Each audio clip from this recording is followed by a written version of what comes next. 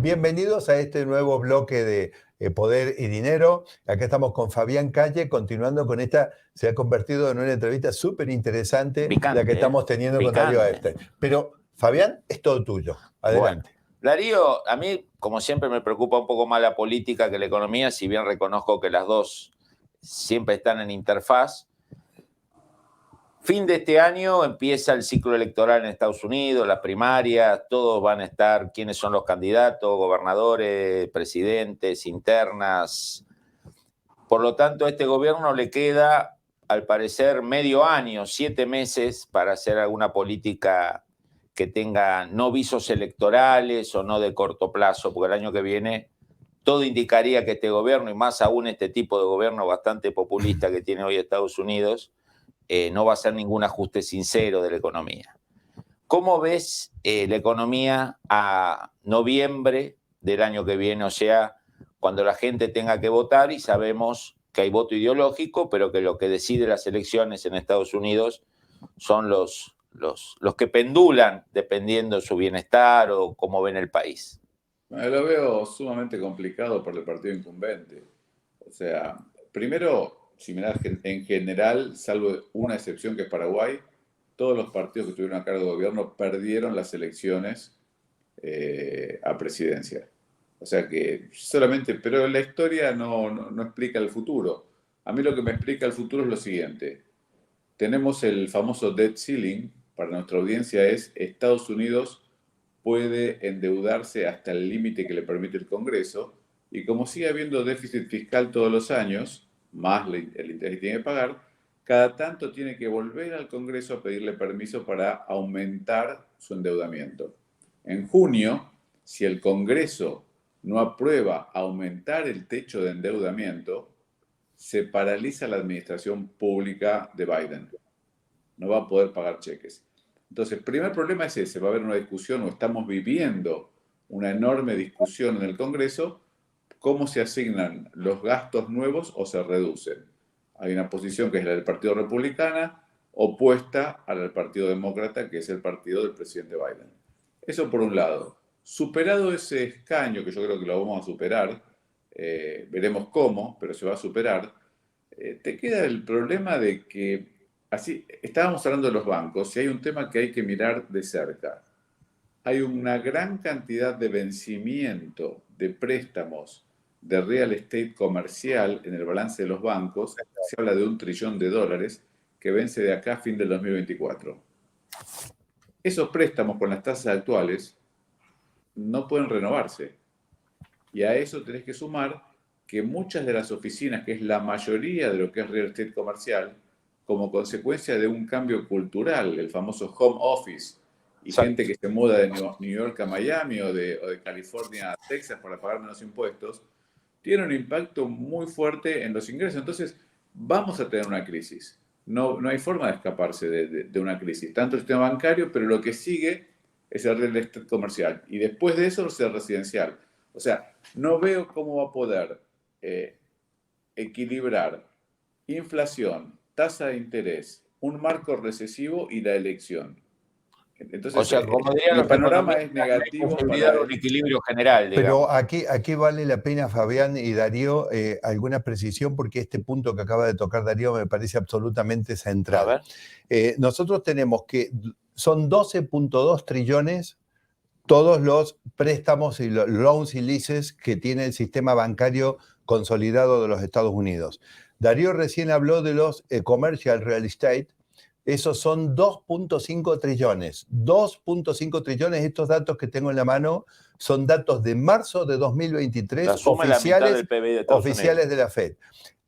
Bueno, todo el sistema bancario tiene el tamaño del PBI de Estados Unidos. La suma de esto es la mitad del PBI. Pero veamos, Darío recién dijo, commercial real estate, 2.9 trillones, 2.9 trillones son los loans y leases. De esos, el 60% son non-residential, non-farm. Es decir, no hay una granja o una explotación agropecuaria en funcionamiento y no hay personas viviendo. Es decir, ahí hay préstamos que podemos dudar, digamos, cómo va a ser el repago. Después tenemos Residential Real Estate, 2.5 trillones, y lo que habíamos mencionado en el bloque anterior, Consumer Loans, o sea, tarjetas de crédito y préstamos personales a las personas, 2 trillones, que bueno, en la medida en que la gente pueda seguir pagando esos préstamos no serían un problema, pero los Commercial Real Estate Loans son realmente un problema. Lo que acaba de decir Darío, ¿no? Después de los bancos viene el real estate. Fíjate, Darío, que aquí estamos hablando de 2.9 trillones.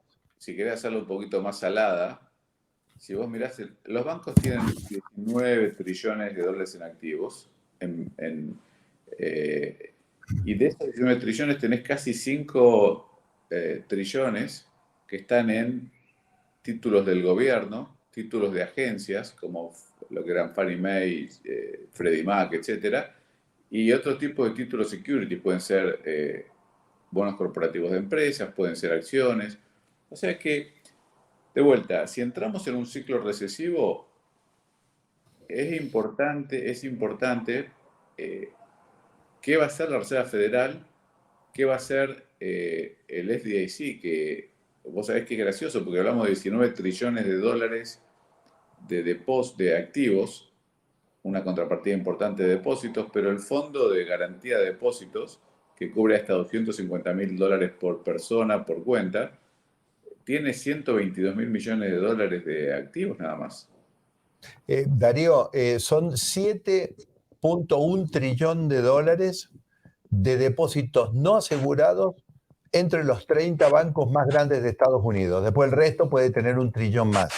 Pero depósitos no cubiertos... Imagínate 4.100 bancos en Estados Unidos. Claro. No hay poder de fuego ahí, ¿no?